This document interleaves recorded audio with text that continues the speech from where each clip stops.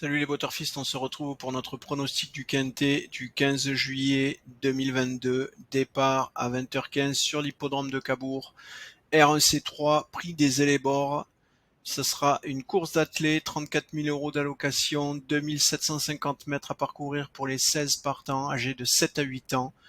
Piste en sable, corde à droite. En complément d'information, c'est donc des 7 à 8 ans n'ayant pas gagné 190 000 € au cours de leur carrière, avec un recul à 25 mètres pour ceux ayant gagné 90 000 ou plus. Voilà. Pas de débrief sur le quintet du 14 juillet puisqu'il se court à 20h15 et donc il n'a pas encore été couru à l'heure où je vous parle.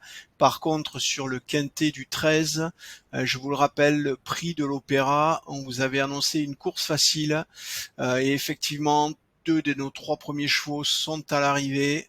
Le 11 et le 2, notre pronostic 11-8-2 pour les trois premiers. On a 11-2 qui termine couplet gagnant, ce qui vous fait que voilà, en placé ça rapportait pas énorme, mais ça couvrait la mise en jouant trois chevaux puisqu'ils rapportaient chacun 1,80 €.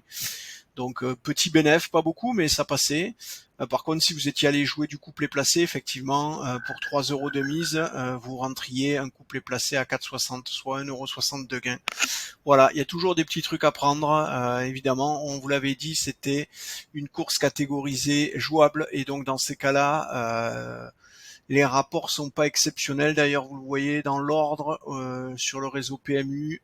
On est à dans le désordre, 196 €. Un peu plus, c'est quand même 12 560 pour de l'ordre.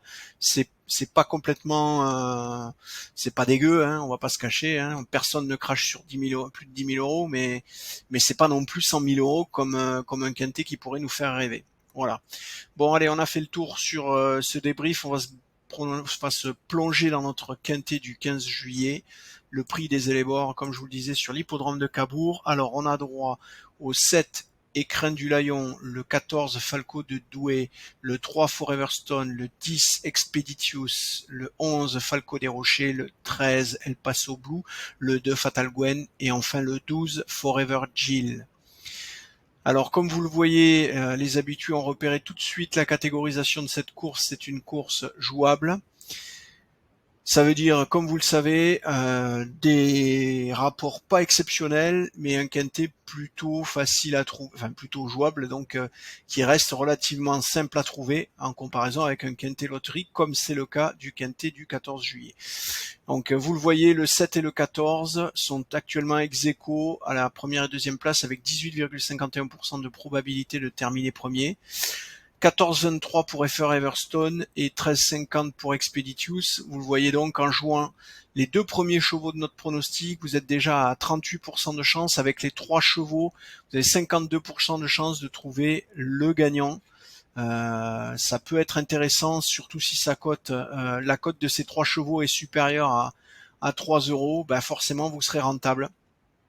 La dernière cote évidemment, hein, pas la cote à l'heure actuelle puisque elle va encore évoluer et évidemment si la masse des enjeux n'a pas encore été faite sur cette course, donc attendez le dernier moment avant de placer vos paris, c'est le conseil qu'on vous donne régulièrement. Ensuite on a le 11 et le 13 El Paso Blue et Falco des Rochers qui sont aussi ex-aequo à 6,07, donc il y aura un arbitrage à faire sur cette 6e et 7e place.